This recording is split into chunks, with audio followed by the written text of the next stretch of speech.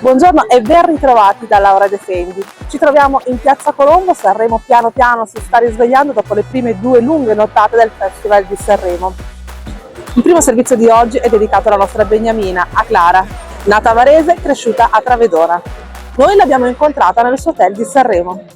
Clara, di te stiamo raccontando tutto, della tua canzone, della tua esperienza come attrice. Vogliono sapere come stai vivendo però questa esperienza sanremese, come sono le tue giornate, come sono le tue emozioni. È un vortice di emozioni, un vortice le giornate perché sono pienissime, però è bellissimo. Mi sembra un sogno. Ieri ho cantato per la prima volta all'Ariston e ho avuto l'onore di aprire il Festival di Sanremo.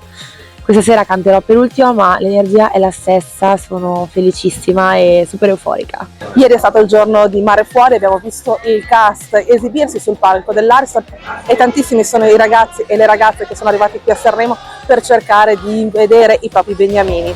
Noi abbiamo raggiunto Clara e le abbiamo chiesto di mandare un videomessaggio ai detenuti del carcere di Busto Arsizio. Ciao ragazzi, sono qua a Sanremo e volevo salutarvi, mandarvi un bacione. Forza e magari passerò a salutarvi un giorno. Ciao. Da Gallarate a Sanremo, la storia del maestro Chiaravalli, che sta dirigendo in questa 74esima edizione del Festival di Sanremo Loredana Bertè e il duo Renga e Nek. Maestro, allora innanzitutto grazie, perché immagino che sia stata una nottata complicata, perché sì, ma ci siamo esibiti tardi poi con Renga e Nek. Poi vabbè, appunto ho aspettato la classifica perché e sono contento perché sapevo che la stampa aveva apprezzato il brano di Loredana, però insomma. Come l'avete vissuto quell'uno là davanti? Ma in realtà ovviamente benissimo, ovvio che siamo scaramati, cioè non è detta nulla, adesso parte la gara diciamo vera. Loredana che tra l'altro sarà a Varese il 15 di marzo, quindi adesso c'è un'attesa pazzesca, ma devo dire che tutto il territorio vi sta seguendo con molta attenzione. Come vivete anche questa vicinanza, questa attenzione mediatica e sono qui tutti a fare il tifo? Tu parli della mia sì, nel Baresotto, Baresotto, ma sicuramente in tutti questi anni mi avete sempre supportato, soprattutto anche la prealpina, no? Alla fine mi avete sempre supportato e poi si è creato comunque adesso siamo proprio un bel team, no? C'è Andrea Bonomo con cui lavoro da anni, Gigi Fazio che è di Busto Arsizio di origine, insomma adesso magari tralascio qualcuno, però si è creata una bella dimensione lì nel Varesotto a livello artistico. Giovanni Allevi ieri ha commosso Sanremo e tutta l'Italia e oggi sulla prealpina trovate l'approfondimento curato da Diego Pisati. Camminare per Sanremo nei giorni del festival sta diventando un vero e proprio problema. Il primo ostacolo è dato dalla folla presente che secondo le stime dell'assessorato al turismo dovrebbe raggiungere le 120.000 presenze, quasi il doppio dei residenti. Una stima che probabilmente verrà superata, visto che in città la mole di turisti lavoratori è già vicina al tracollo, che di solito si vede nel weekend della finale. Ma non solo, la RAI ha occupato il centro cittadino e i passaggi per fare la tipica foto davanti all'Ariston sono ridotti al minimo storico.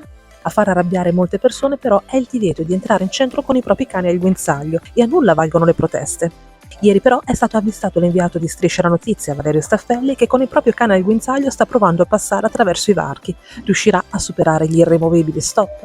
Ma diciamo che fare i 70 anni Romagna Mia da dei giovani della generazione Z del liscio per in qualche modo tenere viva l'attenzione sulla Romagna nella ripartenza del post-alluvione è sicuramente un grande momento che emozionerà tutta l'Emilia Romagna, ma emozionerà sicuramente anche l'Ariston. Quando ho fatto questa proposta a Amadeus è stato entusiasta di accettarla, ha sentito i giovani nelle prove, si è entusiasmato tantissimo e quindi speriamo che questo serva a tenere desta l'attenzione sul nostro territorio e a permetterci anche con un momento di distrazione, però di non dimenticare che la nostra terra deve ripartire come è giusto che sia. E sarà un piacere poter cantare Romagna Mia durante il suo 70° anniversario, portare il liscio sul palco dell'Ariston e portare tutto il popolo della Romagna con noi. Sì, perché sicuramente è una canzone veramente dal valore gigante per una popolazione intera e per rappresentare anche un genere che è quello del liscio, che veramente